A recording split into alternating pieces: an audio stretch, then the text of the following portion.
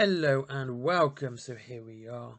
They have come to consume. They are consumption made real. They are the monstrosities that seek your nightmares. They are the big bugs of 40k, and they are the Tyranids, where you are food. Everything in your hive has a job, and waste will not happen nor be tolerated, for you will be reabsorbed and made into something that will aid the fleet. Here are the Tyranids, and here are 5 reasons to collect the Great Devourer. So we have number 5, a massively diverse force. There is 5 troop choices alone, which are Tyranid warriors, gene stealers, hormagaunts, termagants, and ripper swarms. And you have towering monstrosities such as the Carnifex, the Hive Tyrant, and the Trigon. And you also have tiny worms, like the ripper swarm. And each unit is different and diverse with their own method of killing.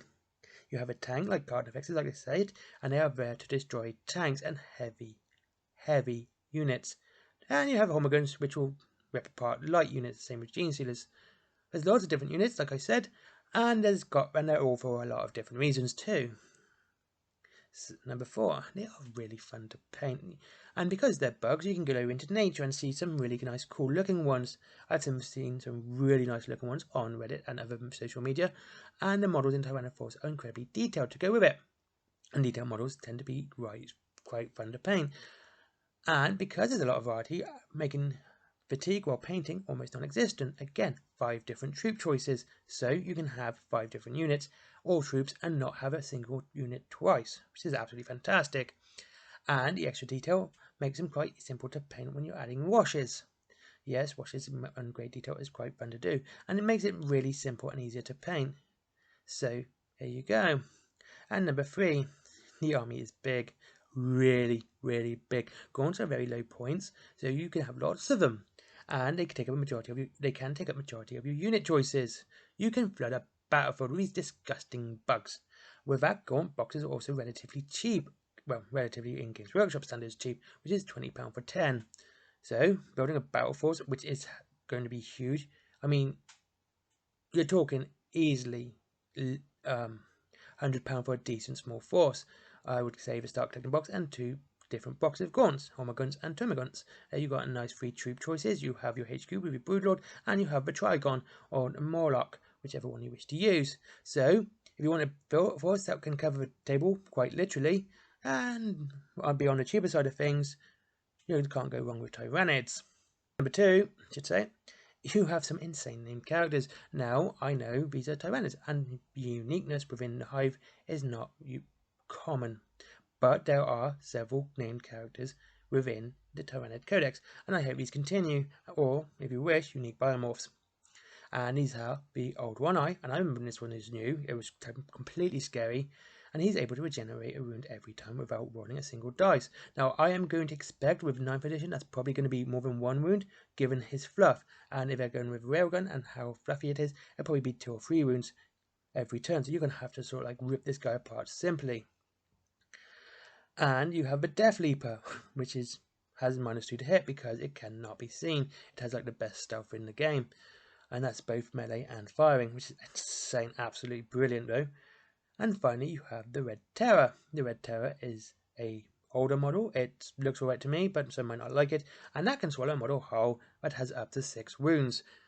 Yeah, 6 wounds, and it can literally murder a whole model. Like, that's insane. That's completely insane. That's like a character name model, isn't it? It's like 6 wounds is a character model. And like I said, I think the models are looking cool, even though Red Terror is slightly older. And the old one being in the same box as Carnifex means it's actually quite easy to get. There you go. And number 1. Now this is my favourite reason, and the reason I would collect Tyranids. Monsters. Massive monsters. Tyranids have the largest models in any army. Well, an averagely biggest. So there are obviously bigger models like knights, obviously, but for just non-Lord of War models, Tyranids have the biggest, and they are huge.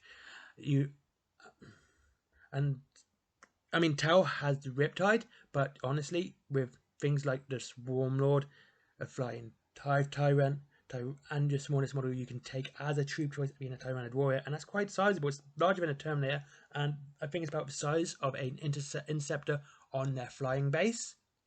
So about 2 to 3 inches tall, and you've got Trigons and Carnifexes and all of them, and it's just a massive fleet. You can have literally, it's a Nidzilla army, and it is fantastic. It would always look cool. Just a field, such a huge army is always going to look cool.